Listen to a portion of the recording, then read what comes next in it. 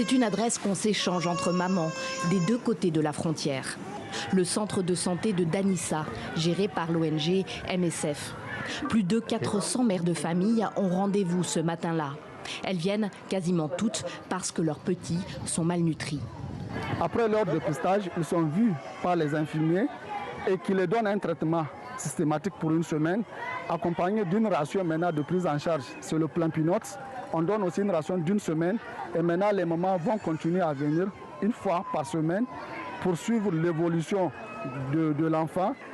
Du plum peanut, ce complément alimentaire à base d'arachide pour leur redonner des forces et ils peuvent rentrer chez eux. Sauf pour ceux chez qui l'on détecte une complication médicale. Infection respiratoire, déshydratation sévère, diarrhée, anémie. Ceux-là sont transférés à l'hôpital pédiatrique de Madarounfa, à quelques dizaines de kilomètres de là. Comme la fille de Safia Ali, la petite dernière, Souraya, elle n'a pas 3 ans. Elle a beaucoup de fièvre et des œdèmes aux jambes. Ça fait 2 mois qu'elle est malade et j'ai décidé de l'amener au centre de Danissa, où les infirmiers ont bien pris soin de nous avant de venir ici. J'ai confiance. Je vais rester le temps qu'il faudra jusqu'à ce que ma fille retrouve la santé. Je suis aussi rassurée car tout est gratuit.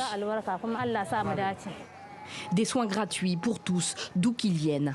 Il n'y a pas d'autre endroit comme celui-là dans le sud du Niger, et encore moins de l'autre côté de la frontière.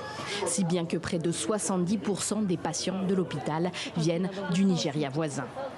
Les explications sont multifactorielles, avec les problèmes d'insécurité au nord Nigeria et toute la partie frontalière avec les Niger, avec les banditismes, avec les enlèvements de personnes, des vols de bétail, et puis les déplacements des populations.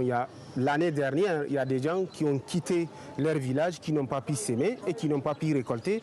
Et de plus en plus, on fait face aussi à une pluviométrie capricieuse. Tantôt, les pluies ne sont pas insuffisantes ou mal réparties dans le temps et dans l'espace, mais aussi ça provoque des inondations. Les admissions dans les divers centres gérés par MSF dans la zone explosent, plus 30% par rapport à l'année dernière. Et les équipes médicales s'attendent dans les jours à venir à gérer en plus, comme chaque mois d'août, un pic d'infection au paludisme.